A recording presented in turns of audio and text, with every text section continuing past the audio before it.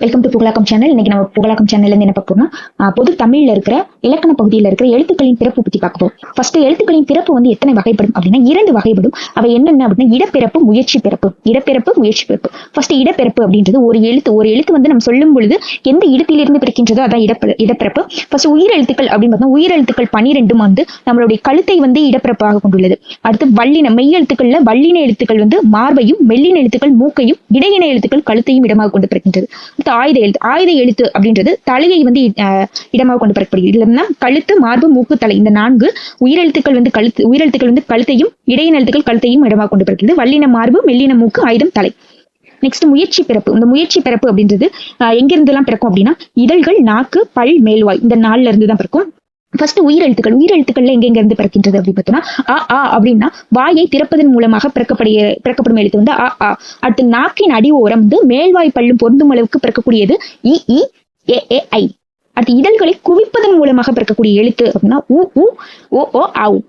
Next ஆயுத எழுத்து வந்து எங்க இருந்து பிறக்கும் அப்படின்னா வாயை திறப்பதன் மூலமாக பிறக்கக்கூடியதான் ஆயுத எழுத்து. நெக்ஸ்ட் வந்து மெய் எழுத்துக்கள்ல வல்லினம் 6 அப்படி எழுதிக்கோங்க, மெல்லினம் வரிசை அந்த 6 அப்படி எழுதிட்டீங்கன்னா போதும். அதுல வந்து இக்கு இங்கு பார்த்தோம்னா நாவினுடைய முதல் பகுதியிலிருந்தும் அன்னத்தின் அடிப்பகுதியிலிருந்து பிறக்கக்கூடியது. அடுத்து நாவின் நடுவுல இருந்து அன்னத்தின் நடுவுல இருந்து பிறக்கக்கூடிய எழுத்து வந்து இச்சி இஞ்சு.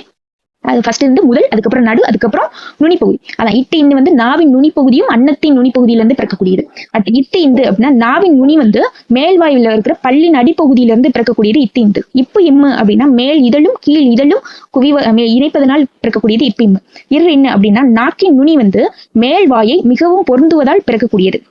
நெக்ஸ்ட் இடையினம் 6ல வந்துட்டு அப்படின்னா நாக்கின் அடிமேல்வாய் அடிப்பகுதியால பிறக்கக்கூடியது. அப்படின்னா மேல்வாய் வந்து நாக்கின் நுனி வந்து மேல் வாயை வந்து வருடுவதனால் பிறக்கக்கூடியது. அது அப்படின்னா மேல்வாய் பல்லின் அடியை நாக்கின் ஓரம் தடித்து நெருங்குவதால் பிறக்கக்கூடியது. அப்படின்னா மேல்வாய் நாக்கின் ஓரங்கள் தடித்து தடவுவதால் பிறக்கக்கூடியது. அப்படின்னா மேல்வாய் பல்லை கீழ் உதடு பொருந்துவதால் பிறக்கக்கூடியது. நெக்ஸ்ட் மயங்கொலி அப்படின்னா உச்சரிப்புல மட்டும் சிறிதளவு வந்து மாற்றம் உள்ள எழுத்துதான் மயங்கொலி.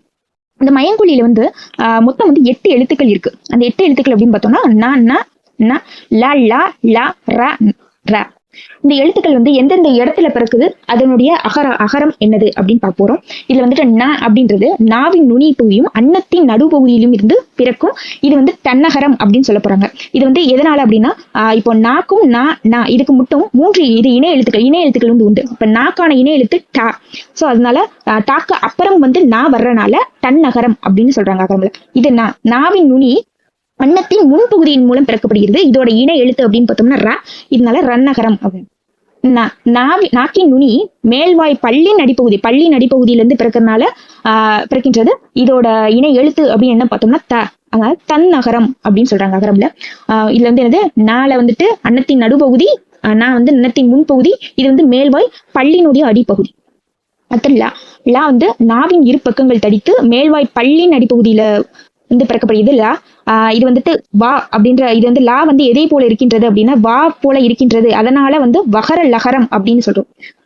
அடுத்து லா மேல்வாயை நாக்கின் நுனிப்பகுதி வருடுவதனால் பிறக்கப்படுகிறது. இந்த லா அப்படின்றது நம்ம வந்து சிறப்பு லகரமா சொல்றோம்.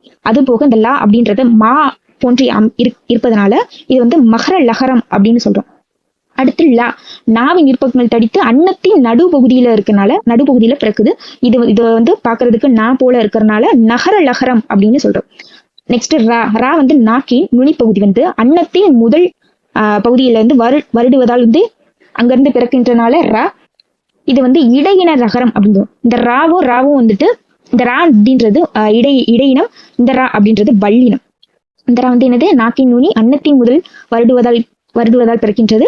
இது வந்து இடையின ரகரம்னு சொல்றோம். இந்த ரா வந்துட்டு நாவின் அன்னத்தின் நடு வருடுவதால் பிறக்கின்றது. இது வந்து வல்லின ரகரம் அப்படின்னு சொல்றோம்.